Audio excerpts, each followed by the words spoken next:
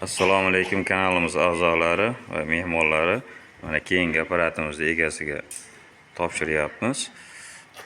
Norin tumani Qazag'ovul qishlog'imida, Qazag'ovul qishlog'iga keyingi droblikamizni olib keldik. Mana hashak chiqarib ko'rsatdik. Makkapoya chiqardik. Kimga kerak bo'lsa, ekran pastidagi nomerlarga aloqaga chiqaverasizlar. Bu 3 kilovatlik alyuminat motka apparatimiz 2.600.000 so'mga dastavkasi ichida.